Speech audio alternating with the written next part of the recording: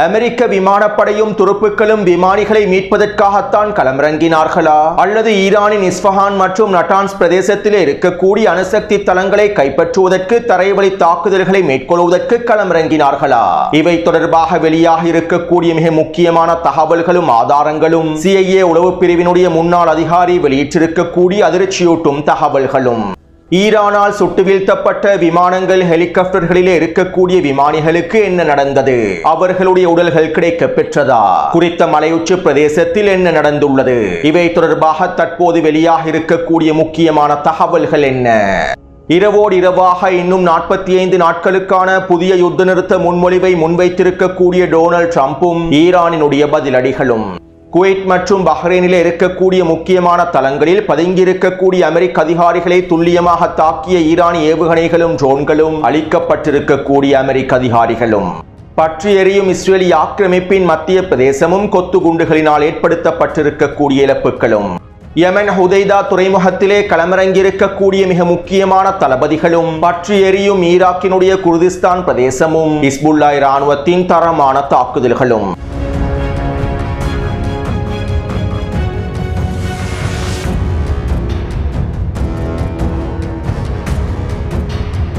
நேற்றைய தினம் ஹிஸ்புல்லாஹ் இராணுவத்தினர் இஸ்ரேலி ஆக்கிரமிப்பின் ஹைஃபா பிரதேசத்திலே நிலை கொண்டிருக்கக்கூடிய துறைமுக பிரதேசத்தில் நிலை கொண்டிருக்கக்கூடிய ஒரு போர்க்கப்பலை இலக்கு வைத்து தாக்குதல்களை மேற்கொண்டிருந்தார்கள். குறித்த போர்க்கப்பலானது இஸ்ரேலி ஆக்கிரமிப்புக்கு சொந்தமான போர்க்கப்பல் என்றே குறிப்பிடப்பட்டிருந்தது. இஸ்ரேலி ஆக்கிரமிப்புக்கு சொந்தமான போர்க்கப்பலை இலக்கு வைத்து இந்த தாக்குதல்களை மேற்கொண்டிருந்தார்கள். இருப்பினும் குறித்த தாக்குதலுக்கு பிறகு இந்த போர்க்கப்பலானது இஸ்ரேலினுடைய போர்க்கப்பல் அல்ல, பிரித்தானியாவினுடைய போர்க்கப்பல் என்றும் இஸ்ரேலி ஆக்கிரமிப்பு ஊடகங்கள் செய்திகள் குறிப்பிட்டிருந்தன. அதே நேரம் குறித்த போர்க்கப்பல் எங்களுடைய போர்க்கப்பல் அல்ல, எங்களுடைய போர்க்கப்பல் இலக்கு வைத்து எந்த தாக்குதல்களும் மேற்கொள்ளப்படவில்லை என பிரித்தானியா இஸ்ரேலி ஆக்கிரமிப்பு ஊடகங்களுடைய செய்திகளை மறுத்திருந்தன. உண்மையில் ஹைஃபா துறைமுகத்திலே நிலை கொண்டிருந்த போர்க்கப்பலானது இஸ்ரேலி ஆக்கிரமிப்புக்கு சொந்தமான போர்க்கப்பலாகும். குறித்த போர்க்கப்பலை இலக்கு வைத்தே ஹிஸ்புல்லாஹ் இராணுவத்தினர் தாக்குதல்களை மேற்கொண்டிருந்தார்கள். மேலும் குறித்த தாக்குதலினால் போர்க்கப்பலில் 2 வெடிப்புகளும் பதிவாகியுள்ளன. இருப்பினும் இந்த இழப்புகளை மூடி மறைப்பதற்காகவே இஸ்ரேலி ஆக்கிரமிப்பு ஊடகங்கள் இந்த போர்க்கப்பலானது பிரித்தானியாவினுடைய போர்க்கப்பல் என போலி பிரச்சாரங்களை மேற்கொண்டிருந்தன. ஆனால் குறித்த போர்க்கப்பல் இஸ்ரேலி ஆக்கிரமிப்பின் போர்க்கப்பல் என்பது உறுதி செய்யப்பட்டுள்ளது. மேலும் ஹிஸ்புல்லாவின் தாக்குதலினால் குறித்த போர்க்கப்பலானது சேதமடைந்துள்ளது என்பதும் உறுதி செய்யப்பட்டுள்ளது. அத்தோடு நேற்றிரவு ஹிஸ்புல்லாஹ் இராணுவத்தினர் இஸ்ரேலி ஆக்கிரமிப்பின் வடக்கு பிரதேசத்தை இலக்கு வைத்து 50க்கும் அதிகமான ஏவுகணை தாக்குதல்களை மேற்கொண்டிருந்தார்கள். குறிப்பாக ஹைஃபா மற்றும் கலிலி பிரதேசங்களை இலக்கு வைத்து இந்த தாக்குதல்கள் மேற்கொள்ளப்பட்டிருந்தன. இந்த ஏவுகணை தாக்குதலிலே குறித்த பகுதியில் 3 வெடிப்புகள் உறுதி செய்யப்பட்டிருந்தன. அது மட்டுமல்லாமல் நேற்றிரவு ஹைஃபா பிரதேசத்தை இலக்கு வைத்து ஈரான் ஏவுகணை தாக்குதல்களை மேற்கொண்டிருந்தது. இந்த சந்தர்ப்பத்திலே இஸ்ரேலி ஆக்கிரமிப்பின் வான் பாதுகாப்பு அமைப்புகளை சீர்குலைக்கும் நோக்கத்தோடு ஹிஸ்புல்லாஹ் இராணுவத்தினரும் 40க்கும் அதிகமான ஏவுகணை தாக்குதல்களை ஹைஃபா பிரதேசத்தை இலக்கு வைத்து மேற்கொண்டிருந்தார்கள். இதனால் ஹைஃபா பிரதேசத்திலே ஹிஸ்புல்லாஹ் இராணுவத்தின் ஏவுகணைகளும் ஈரானிய ஏவுகணைகளும் பல சேதத்தை ஏற்படுத்தி இருந்தன. ஹைஃபா எண்ணெய் சுத்திகரிப்பு வளாகத்தில் 3 வெடிப்புகள் பதிவாகியுள்ளன.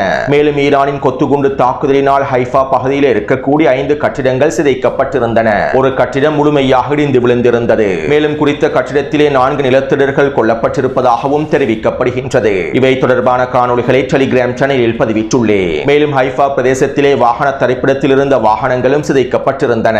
இவ்வாறு வாகனத்திற்குள்ளே இருந்த 2 நிலத்திடர்களும் கொல்லப்பட்டுள்ளார்கள். இவை தொடர்பான காணொளிகளையும் டெலிகிராம் சேனலில் பதிவிட்டுள்ளேன். எனவே நேற்றிரவு ஹிஸ்புல்லாஹ் இராணுவத்தினரும் ஈரானிய இராணுவத்தினரும் ஹைஃபாவினுடைய பல பிரதேசங்களை வெற்றிகரமாக சிதைத்திருந்தார்கள்.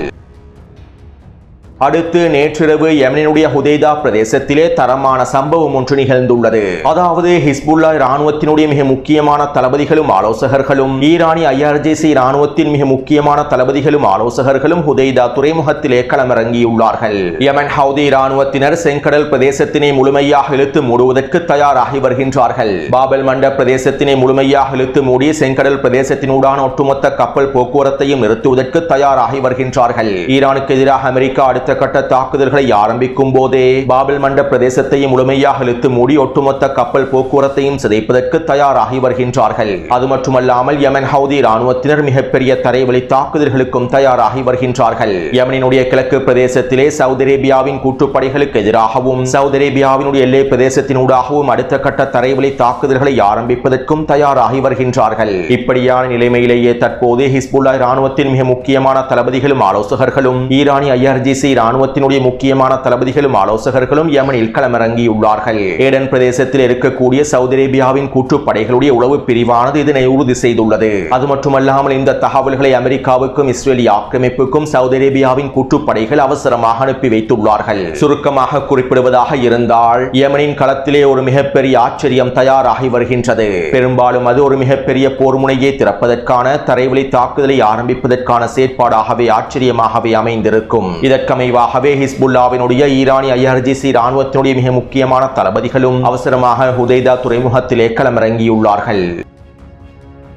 அடுத்து நேற்றிரவு முழுவதும் ஈராக்கினுடைய குர்திஸ்தான் பிரதேசத்தை இலக்கு வைத்து ஈராக்கிய எதிர்ப்பு குழுக்களும் ஈரானும் தொடர்ச்சியான தாக்குதல்களை மேற்கொண்டு வருகின்றன.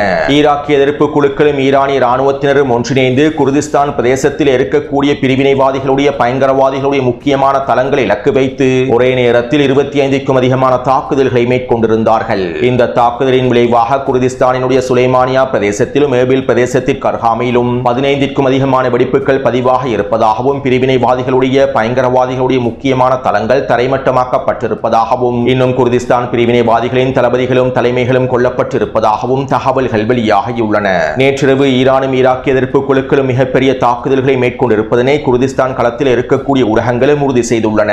மேலும் குர்திஸ் பிரிவினைவாதிகளுக்கு மிகப்பெரிய இழப்புகள் ஏற்பட்டிருப்பதாகவும் உறுதி செய்யப்பட்டுள்ளது. அத்தோடு ஈராக்கினுடைய பக்தாத் விக்டோரியா தளத்தை இலக்கு வைத்தும் ட்ரோன் தாக்குதல்கள் மேற்கொள்ளப்பட்டிருந்தன. குறித்த தளத்தில் இருக்கக்கூடிய அமெரிக்காவின் தளவாட களஞ்சிய சாலையை இலக்கு வைத்து தாக்குதல் மேற்கொள்ளப்பட்டுள்ளது. இதனால் மிகப்பெரிய தீப்பரவலும் ஏற்பட்டிருந்தது. இவை தொடர்பான காணொளிகளை டெலிகிராம் சேனலில் பதிவிட்டுள்ளேன்.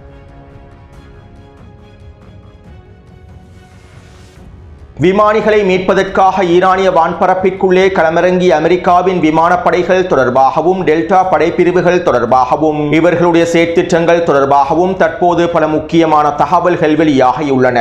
அதாவது ஈரானிய ராணுவத்தினால் சுடப்பட்ட 2 ஹெலிகாப்டர்களும் 2 C-130 விமானங்களும் ஈரானினுடைய மலையுச்சி பிரதேசத்திலேயே தரையிறங்கியுள்ளன.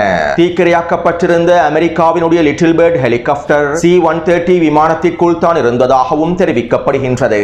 மேலும் ஈரானிய ராணுவத்தினர் குறித்த விமானங்களை ஹெலிகாப்டர்களை இலக்கு வைத்து துப்பாக்கிச் சூட்டு தாக்குதல்களையும் மேன்பேட் ஏவுகணை தாக்குதல்களையும் மேற்கொண்டுள்ளார்கள். இந்த துப்பாக்கிச் சூட்டு தாக்குதலினாலும் மேன்பேட் ஏவுகணை தாக்குதலினாலும் பாதிக்கப்பட்டிருக்கக்கூடிய விமானங்களும் ஹெலிகாப்டர்களும் குறித்த பகுதியில் இருக்கக்கூடிய மலையுச்சி பிரதேசத்தில் தரையிறங்கியுள்ளன. துப்பாக்கிச் சூட்டு தாக்குதலுக்குள்ளான விமானங்கள் மேன்பேட் ஏவுகணை தாக்குதலுக்குள்ளான விமானங்கள் முழுமையாக அவசரமாக வெடித்து சிதறாது. தாக்குதலுக்குள்ளான விமானத்தினை அவசரமாக தரையிறக்க முடியும். இவ்வாறு தான் ஈரானிய ராணுவத்தின் தாக்குதலுக்குள்ளான விமானங்கள் அவசரமாக மலையுச்சி பிரதேசத்திலே தரையிறங்கியுள்ளன.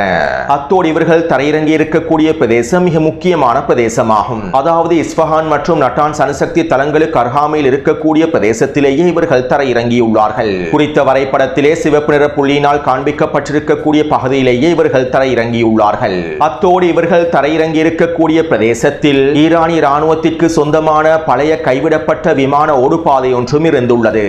மேலும் இந்த பழைய விமான ஓடுபாதையை பயன்படுத்தும் நோக்கத்தோடு சுடப்பட்ட அமெரிக்காவினுடைய விமானங்களும் ஹெலிகாப்டர்களும் குறித்த மலையுச்சி பிரதேசத்தில் தரையிறங்கியுள்ளன.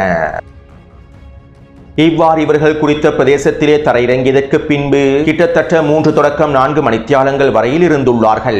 மேலும் இவர்களை பாதுகாப்பதற்காக அமெரிக்காவின் ஏனைய போர் விமானங்கள் குறித்த மலையுச்சி பிரதேசத்தை சுற்றி வளைத்து உச்சக்கட்ட வான்வழி தாக்குதல்களை மேற்கொண்டார்கள். சுடப்பட்ட போர் விமானங்களும் ஹெலிகாப்டர்களும் மலையுச்சி பிரதேசத்திலே தரையிறங்கியதற்கு பின்பு அவர்களை பாதுகாப்பதற்காகவே அமெரிக்காவினுடைய ஏனைய போர் விமானங்கள் குறித்த மலையுச்சி பிரதேசத்தை சுற்றி வளைத்து தாக்குதல்களை மேற்கொண்டார்கள்.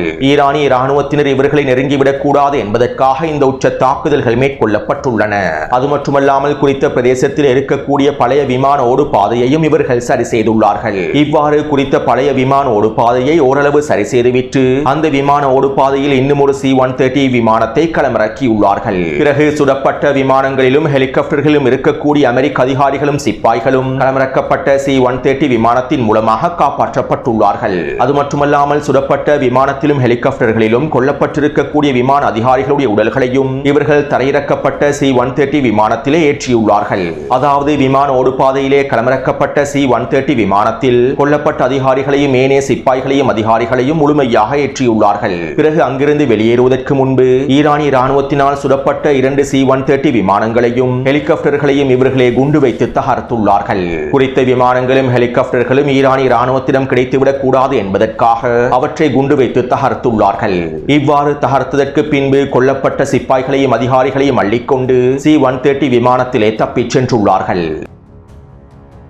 மேலும் இதற்காக இவர்கள் பயன்படுத்திய ஈரானினுடைய பழைய விமான ஓடுபாதை தொடர்பான வரைபடங்களையும் இதற்கான ஆதாரங்களையும் குறித்த வரைபடத்தில் அவதானிக்கலாம். சுடப்பட்ட விமானங்களுக்கு ஹெலிகாப்டர்களுக்கு அருகாமையில் இருக்கக்கூடிய ஈரானின் பழைய விமான ஓடுபாதையை பயன்படுத்திய இவர்கள் தப்பிச் சென்றுள்ளார்கள். கொல்லப்பட்ட அமெரிக்க அதிகாரிகளையும் சிப்பாய்களையும் அள்ளிச் சென்றுள்ளார்கள். இதனால் தான் குறித்த பிரதேசத்திலே கொல்லப்பட்ட அமெரிக்க அதிகாரிகளுடைய எந்த ஒரு உடலும் கிடைக்கப்பெறவில்லை. அனைத்தையும் சுருட்டி அள்ளிக்கொண்டு கொல்லப்பட்ட சிப்பாய்கள் அதிகாரிகள் என அனைவரையும் அள்ளிக்கொண்டு விமான ஓடுபாதையை பயன்படுத்தி C-130 விமானத்தின் மூலமாக தப்பிச் சென்றுள்ளார்கள். அத்தோடு குறித்த பகுதியிலே C-130 விமானங்கள் தரையிறங்கி இருப்பதும் ஹெலிகாப்டர்கள் தரையிறங்கி இருப்பதும் என்ஜின் கோளாறுகளால் ஏற்பட்டிருக்கலாம் என்றும் தொழில்நுட்ப கோளாறின் காரணமாக இவற்றை பயன்படுத்த முடியாததனால் இவற்றை வெடிக்கச் செய்துவிட்டு அமெரிக்க அதிகாரிகள் இவற்றை வெடிக்கச் செய்துவிட்டு விமான ஓடுபாதையை பயன்படுத்தி அவர்கள் தப்பிச் சென்று விட்டதாகவும் சில ஊடகங்கள் பிரச்சாரங்களை மேற்கொண்டிருந்தன. தொழில்நுட்ப கோளாறுகள் ஏற்படுவதாக இருந்தால் 2 C-130 விமானங்களுக்கும் ஹெலிகாப்டர்களுக்கும் ஒரே நேரத்தில் தொழில்நுட்ப கோளாறுகள் ஏற்படுமா? குறித்த விமானங்களும் ஹெலிகாப்டர்களும் அந்த பிரதேசத்தில் தரையிறங்குவதற்கு காரணமே ஈரானிய ராணுவத்தினர் மேற்கொண்ட தாக்குதல்கள் தான். ஈரானிய ராணுவத்தின் தாக்குதலினால் குறித்த விமானங்களும் ஹெலிகாப்டர்களும் பழுதடைந்து விட்டன, சேதமடைந்து விட்டன. சேதமடைந்திருக்கக்கூடிய விமானத்தையும் ஹெலிகாப்டர்களையும் இதற்கு பிறகு பயன்படுத்த முடியாது. மேலும் இதனை ஒப்புக்கொள்வதற்கும் அவர்கள் விரும்புவதில்லை. அதே நேரம் சுடப்பட்ட விமானங்களையும் ஹெலிகாப்டர்களையும் கொண்டு செல்ல முடியாததன் காரணத்தினாலேயே அவற்றை வெடிக்க வைத்துவிட்டு குறித்த பிரதேசத்திலிருந்து அமெரிக்க அதிகாரிகள் தப்பிச் சென்றதாக அமெரிக்காவின் சில ஊடகங்களும் குறிப்பிட்டிருந்தன. அடுத்து இந்த சம்பவத்தில் இருக்கக்கூடிய அடுத்த மிகப்பெரிய கேள்வி என்னவென்றால், அமெரிக்காவினுடைய விமான படைகளும் போர் விமானங்களும் டெல்டா படைப்பிரிவினரும் விமானியை மீட்பதற்காகத்தான் குறித்த பிரதேசத்தில் களமிறங்கினார்களா, அல்லது ஈரானின் இஸ்ஃபஹான் மற்றும் நட்டான்ஸ் அணுசக்தி தளங்களை கைப்பற்றுவதற்கான தரைவழி தாக்குதல்களை மேற்கொள்வதற்கு களமிறங்கினார்களா என்கின்ற கேள்வி தற்போது எழுப்பப்பட்டுள்ளது. அதாவது குறித்த வரைபடத்தில் பச்சை நிற புள்ளியினால் காண்பிக்கப்பட்டிருக்கக்கூடிய கூதஸ்தான் பிரதேசத்திலேயே F-15 போர் விமானம் சுட்டு வீழ்த்தப்பட்டது. விமானியம் குறித்த பிரதேசத்தில் தான் வீழ்ந்திருந்தார். ஆனால் அமெரிக்க படையினர் தப்பிச் செல்வதற்காக பயன்படுத்திய மலையுச்சி பிரதேசம் இஸ்ஃபஹானினுடைய தென்கிழக்கு பிரதேசத்திலேயே அமைந்துள்ளது. குறித்த வரைபடத்தில் சிவப்பு நிற புள்ளியினால் காண்பிக்கப்பட்டிருக்கக்கூடிய பிரதேசத்திலிருந்தே அமெரிக்க விமானப்படையினர் தப்பிச் சென்றுள்ளார்கள். இவர்கள் தப்பிச் செல்வதற்காக பயன்படுத்திய விமான ஓடுபாதைகளும் மலையுச்சி பிரதேசமும் சிவப்பு நிறத்தினால் காண்பிக்கப்பட்டிருக்கக்கூடிய பிரதேசத்திலேயே அமைந்துள்ளது. இஸ்ஃபஹான் அணுசக்தி தளத்திற்கு அருகாமையிலேயே அமைந்துள்ளது. எனவே பச்சை நிறத்தினால் காண்பிக்கப்பட்டிருக்கக்கூடிய கூதஸ்தான் பிரதேசத்திலே வீழ்ந்த விமானி 48 மணித்தியாலங்களுக்குள் இஸ்ஃபஹான் பிரதேசத்தில் இருக்கக்கூடிய மலையுச்சி பிரதேசத்தினை சென்றடைந்திருக்க முடியாது. பாராசூட் மூலமாக சென்றிருந்தாலும் இவ்வளவு மிகப்பெரிய தூரத்தை கடந்திருக்க முடியாது. அதாவது சுட்டு வீழ்த்தப்பட்ட F-15 போர் விமானத்தினுடைய விமானி கூதஸ்தான் பிரதேசத்திலிருந்து இஸ்ஃபஹான் பிரதேசத்தை நோக்கி சென்றிருப்பதற்கான வாய்ப்பே இல்லை. எனவே இங்கு தான் மிக முக்கியமான கேள்வி எழுப்பப்படுகின்றது. இஸ்ஃபஹான் பிரதேசத்திலிருந்து விமானியை இவர்கள் எவ்வாறு மீட்டெடுத்திருப்பார்கள்? கூதஸ்தான் பிரதேசத்திலே விழுந்த விமானியை எவ்வாறு இவர்கள் இஸ்ஃபஹானினுடைய தென்கிழக்கு பிரதேசத்தில் மீட்டெடுத்திருப்பார்கள்? எனவே இவர்கள் உண்மையில் விமானியை மீட்டெடுப்பதற்காக வரவில்லை. இஸ்ஃபஹான் அணுசக்தி தளத்திற்குள்ளே தரைவழி தாக்குதலை மேற்கொண்டு அங்கிருக்கக்கூடிய யுரேனியம் கையிருப்புகளை கைப்பற்றுவதற்கும் அதற்கு பிறகு இஸ்ஃபஹான் அணுசக்தி தளத்தை முழுமையாக சிதைப்பதற்குமே வருகை தந்துள்ளார்கள். மேலும் நட்டான்ஸ் அணுசக்தி தளத்திற்குள்ளும் நுழைந்து அவற்றை சிதைப்பதற்குமே வருகை தந்துள்ளார்கள். 2 அணுசக்தி தளங்களும் குறித்த பகுதிக்கு அருகாமையில் தான் இருக்கின்றன. அமெரிக்காவினுடைய டெல்டா படைப்பிரிவினரும் இதற்காகத்தான் வருகை தந்துள்ளார்கள். அத்தோடு இவற்றை மேலும் உறுதிப்படுத்தும் வகையில் அமெரிக்காவினுடைய CIA உளவு பிரிவினுடைய முன்னாள் அதிகாரி லாரி ஜான்சன் ஊடகங்களிடம் இவ்வாறு தெரிவித்துள்ளார். பென்டகன் அமெரிக்க மக்களுக்கு பொய் சொல்கின்றது. அமெரிக்க இராணுவத்தினர் விமானியை மீட்பதற்காக செல்லவில்லை. விமானியை மீட்கும் நடவடிக்கை என்று கூறி இவர்கள் இஸ்பஹான் பிரதேசத்திலும் நட்டான்ஸ் பிரதேசத்திலும் இருக்கக்கூடிய ஈரானின் அணுசக்தி தளங்களை கைப்பற்றுவதற்கும் தரைவழி தாக்குதலை மேற்கொள்வதற்குமே குறித்த பிரதேசத்தில் களமிறங்கி தரைவழி தாக்குதலை மேற்கொள்வதற்குமே இவர்கள் சென்றுள்ளார்கள். இதற்கான பல ஆதாரங்கள் என்னிடம் இருக்கின்றன. அமெரிக்காவின் டெல்டா படைப்பிரிவினரும் அதிகளவான போர் விமானங்களும் இஸ்பஹான் மற்றும் நட்டான்ஸ் பிரதேசத்தில் இருக்கக்கூடிய அணுசக்தி தளத்தை கைப்பற்றுவதற்கே சென்றிருந்தார்கள். இது ஈரானினுடைய யுரேனியத்தினை கைப்பற்றுவதற்கான அணுசக்தி தளங்களை கைப்பற்றுவதற்கான சிறப்பு நடவடிக்கையாகும். மேலும் அமெரிக்க இராணுவத்தின் இந்த சிறப்பு நடவடிக்கையானது மிகப்பெரிய தோல்வியை சந்தித்துள்ளது. அமெரிக்க இராணுவத்தின் டெல்டா படைப்பிரிவினரும் விமான படையினரும் இஸ்பஹான் பிரதேசத்திற்குள்ளே நுழைந்ததும் ஈரானிய இராணுவத்தினர் தொடர்ச்சியான தாக்குதல்களை மேற்கொண்டார்கள். இந்த தாக்குதலின் விளைவாகவே 2 C-130 விமானங்கள் சேதமடைந்தன. ஒரு C-130 விமானத்திற்குள் 70 தொடக்கம் 80 வரையிலான அதிகாரிகள் இருப்பார்கள். இதைத் தொடர்ந்து இவர்களை பாதுகாப்பதற்காகவே குறித்த பகுதியில் இருக்கக்கூடிய பழைய ஓடுபாதையை கொண்டிருக்கக்கூடிய மலையுச்சி பிரதேசத்தில் தரையிறங்கினார்கள். பின்பு 3 மணித்தியாலங்களில் இன்னும் ஒரு C-130 விமானம் ஓடுபாதையில் களமிறக்கப்பட்டு அனைவரும் பாதுகாப்பாக குறித்த பிரதேசத்திலிருந்து மீண்டு வந்துள்ளார்கள். ஈரானின் அணுசக்தி தளங்களை கைப்பற்றுவதற்காக அமெரிக்காவின் டெல்டா படைப்பிரிவினர் மேற்கொண்ட சிறப்பு நடவடிக்கை மிகப்பெரிய தோல்வியில் முடிவடைந்துள்ளது. மேலும் இவர்கள் விமானிகளை காப்பாற்றவில்லை. விமானிகளை மீட்பதாக கூறிய இந்த சிறப்பு நடவடிக்கையை மேற்கொண்டுள்ளார்கள். மேலும் F-15 போர் விமானத்தினுடைய விமானிகள் உயிரோடு இருப்பதற்கான வாய்ப்புகள் குறைவாகவே இருக்கின்றது என அமெரிக்காவினுடைய CIA உளவு பிரிவின் முன்னாள் அதிகாரி லாரி ஜான்சன் தெரிவித்துள்ளார்.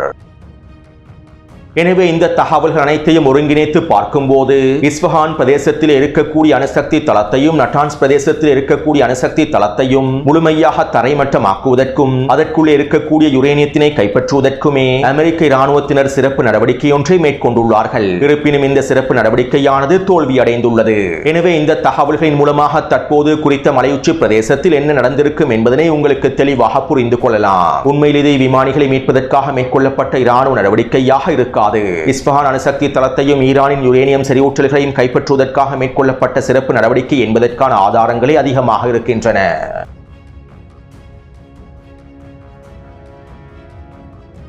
அடுத்து நேற்றிரவு டொனால்ட் ட்ரம்பினுடைய நிர்வாகம் அவசரமாக 45 நாட்களுக்கு யுத்தத்தினை நிறுத்தக்கூடிய ஒப்பந்தம் ஒன்றை முன்வைத்துள்ளது.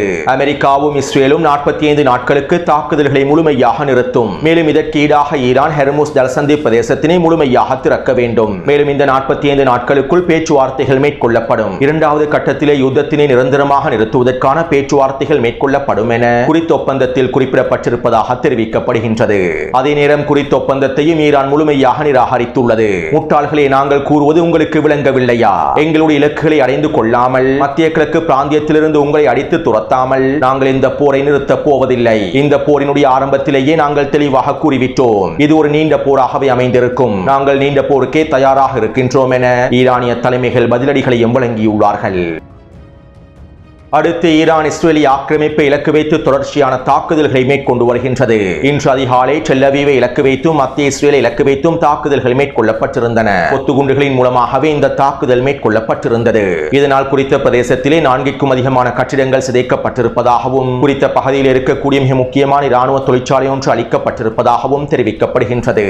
அடுத்து குவைட்டிலே இருக்கக்கூடிய முகமது அல் அஹமட் தளத்தில் அமெரிக்க அதிகாரிகள் பதுங்கியிருக்கக்கூடிய பிரதேசத்தை இலக்கு வைத்து ட்ரோன் தாக்குதல்கள் மேற்கொள்ளப்பட்டு இந்த தாக்குதலினால் பல அமெரிக்க அதிகாரிகளும் சிப்பாய்களும் அளிக்கப்பட்டிருப்பதாக தெரிவிக்கப்படுகின்றது. அதே போன்று ஐக்கிய அரபு அமீரகத்தில் 25க்கும் அதிகமான அமெரிக்க அதிகாரிகள் பதுங்கியிருக்கக்கூடிய தளம் ஒன்றை இலக்கு வைத்து துல்லியமான தாக்குதல் மேற்கொள்ளப்பட்டுள்ளது. இந்த தாக்குதலிலே 25 அமெரிக்க அதிகாரிகளும் சிப்பாய்களும் கொல்லப்பட்டு படுகாயங்களுக்கு உள்ளாகி இருக்கலாம் என தெரிவிக்கப்படுகின்றது. மேலும் ஐக்கிய அரபு அமீரகத்தின் ஜபல் அலி துறைமுகத்திலே நிலை கொண்டிருக்கக்கூடிய இஸ்ரேலிய ஆக்கிரமிப்புக்கு சொந்தமான சரக்கு கப்பலான கிங் டாவோ ஸ்டார் என்கின்ற சரக்கு கப்பலை இலக்கு வைத்து தாக்குதல் மேற்கொள்ளப்பட்டுள்ளது. இந்த தாக்குதலில் தற்போது குறித்த கப்பல் தீப்பற்றி எரிகின்றது. அதே போன்று ஐக்கிய அரபு அமீரகத்தின் ஃபுஜேரா துறைமுகத்திற்கு அருகாமையிலும் இன்னும் ஒரு எண்ணெய் கப்பல் இலக்கு வைக்கப்பட்டுள்ளது. எனவே இந்த காணொலி தொடர்பான கருத்துக்களை பதிவிடுங்கள். அடுத்த காணொலியை விரைவாக பதிவிடுகின்றேன். தொடர்ந்தும் என்னுடன் இணைந்திருங்கள். நன்றி, வணக்கம்.